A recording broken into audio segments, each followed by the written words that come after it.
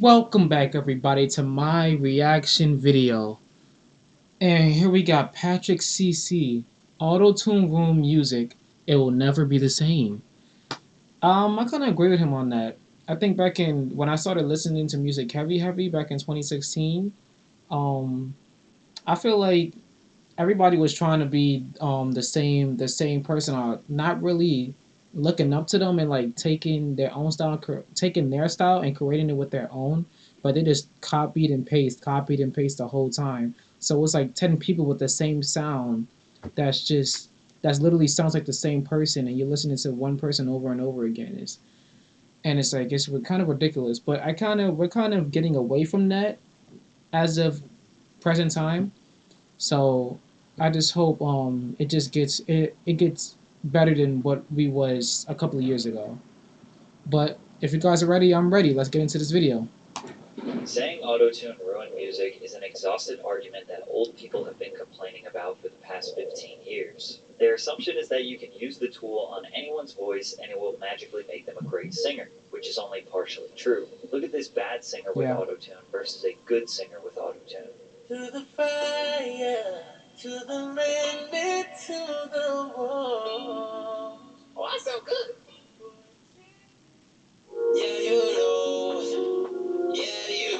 I've been looking for you. So basically, the tool can make a bad singer somewhat tolerable and a good singer sound near perfect. But some artists use it for creative purposes. T-Pain is the artist most commonly associated with autotune, and he is actually a phenomenal singer. Yeah. He used the effect in 2004 not to be better, but to be different.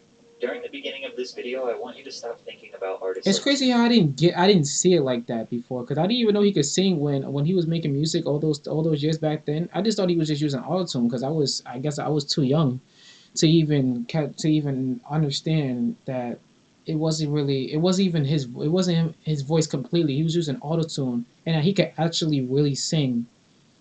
And yeah, I'm just getting all this. I got all this new information a couple years ago. It's crazy. T-Pain, Travis Scott, Kanye West, and anyone else who uses autotune as a creative effect. That's not who we're talking about right now.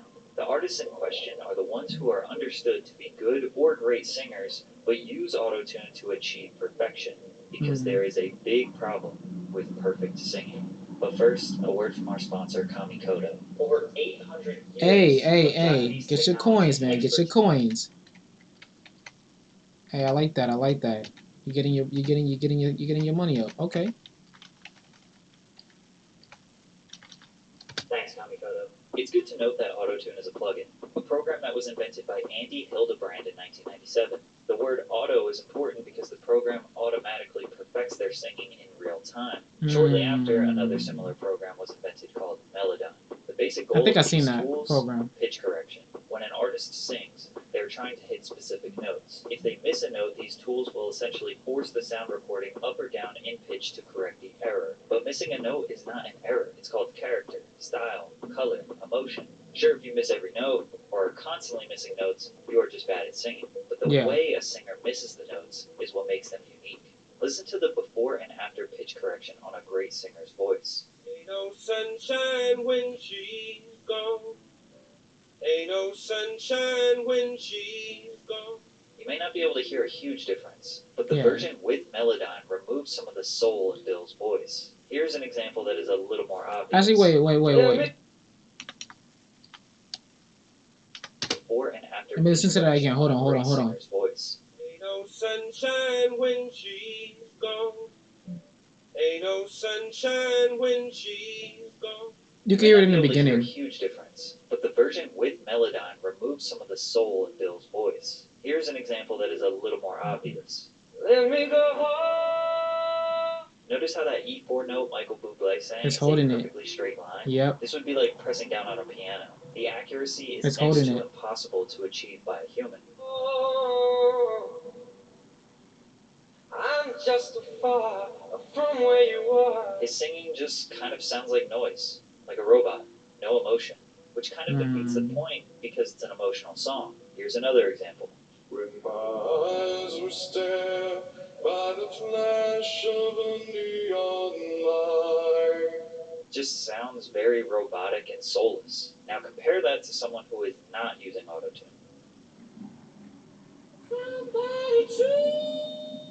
Now, Freddie Mercury is considered to be one of the best of all time. Yeah. But this singing isn't perfect pitch. You can see he's missing some notes, but it still sounds amazing, filled with emotion, with life. Perfect pitch removes the human element. I get what you mean. But these days, human connection doesn't even matter. Not using autotune might actually do more harm than good. If human connection mattered, then electronic dance music wouldn't be as popular as it is. Yeah. In most genres, it seems like the connection comes from the rhythm of the beat or the lyrics, rather than the actual voice of the performer.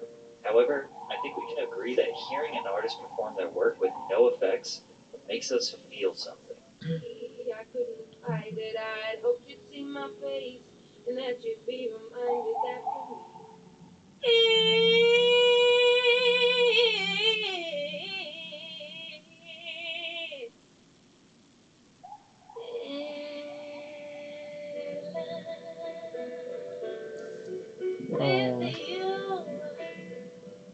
There's something special about a human that can sing so well. Alicia Keys, top tier singer all time, top tier. Even singers who don't have amazing pitch are able to evoke an emotional response to the listener based on the passion they convey.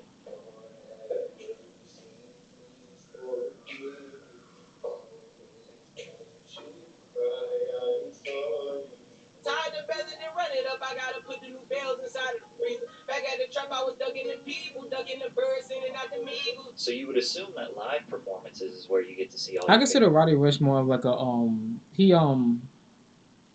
he harmonizes more than sings, but yeah. Favorite artists perform their songs in their natural voice.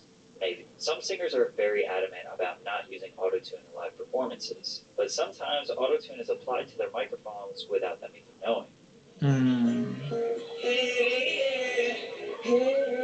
Yo, I know we're live right now, but I think you guys have some tune on my vocals or something. Bieber's I think, autotune was likely set to the wrong key, which was making his singing sound terrible. If it was in the right key, he may not have even noticed. But does a singer using autotune live ruin the value of the performance? Is it dishonest? When you consider they have to dance, engage the crowd, and pace themselves properly for 1 or 2 hours, they get fatigued and are likely to miss some notes. So a little help from autotune isn't the worst thing in the world. No. Think about the big bright lights, bass blasting through the massive speakers, standing in the middle of a sea of people, everyone dancing and living in the moment. That is what makes the performance memorable. Yeah. It doesn't really matter what type of music is playing or who is performing it, as long as the energy and environment is right. Most rappers don't even perform their songs. They just play the MP3 version that you would listen to on Spotify, and they jump around screaming a few of the words. But rap fans still love these concerts. And these fans are starting to encourage the use of the effect. The attitude towards autotune varies from genre to genre. That's why it's so popular. That's why. It's because of the fans. It's because of us. It's because us as a people. We're making it popular. Even though T-Pain was one of the main person to create that little like autotune type era wave, whatever you want to call it, and now it came to the late 2000s, 2010s, 2016s, and then you go flying that down the road. The people just liked it. I guess they got used to the sound and then it just gravitated towards their ears and they started liking it. And now it's so popular now. EDM, nobody cares. Daft Punk have been using all kinds of crazy from genre to genre. In EDM, nobody cares. Daft Punk have been using all kinds of crazy vocal effects since their inception, and nobody ever mentions them. After all, it is called electronic music. In hip-hop, it was heavily rejected at first, but thanks to a few legendary artists such as T-Pain, Kanye West, and Lil Wayne, over time it became beloved. Now most hip-hop fans don't mind the use of the effect. In rock, pop, country, and other genres that have been traditionally dominated by talented vocalists is where artists get the most criticism. I mean, these are some of the oldest genres, where 50, 60, 70 years ago, your performance was everything.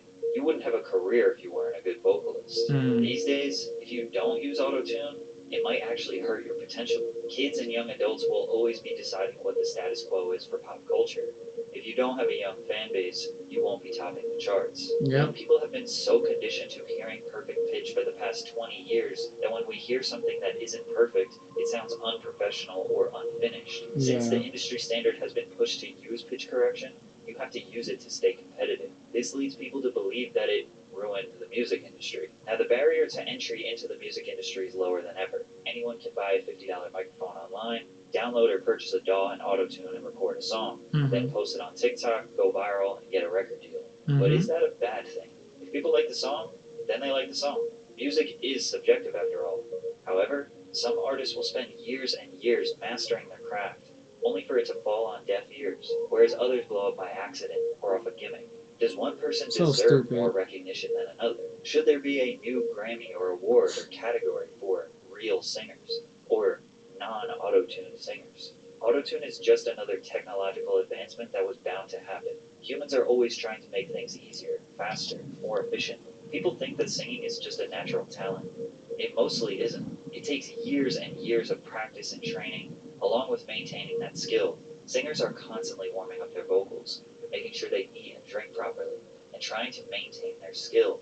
But if you are pretty good, or very good, or kind of good, just slap a little bit of auto-tune and speed up that process. Might as well, right? If you spend too much time perfecting your voice, there's a new singer that pops up every 6 months who might captivate the audience's interest. And they use auto-tune. The world is moving at an incredible pace, and greatness takes time. But people don't want to wait for greatness. That's a fact. Oh my god. I don't know. The thing about auto-tune is that I think it's too much. It's too much. They abused it way too much. It wouldn't even be a problem if it was like if they was just using it like just if it was just balanced. All it really is balance. All you just need is balance. But people just abuse it, and then that's why the rap, I guess the rap industry is how it is. And we got all these rappers using auto tune and talking about drugs, women, sex, and everything of that nature, I guess, of that kind. Oh, it's crazy. At an incredible pace, and greatness takes time. But people don't want to wait for greatness anymore.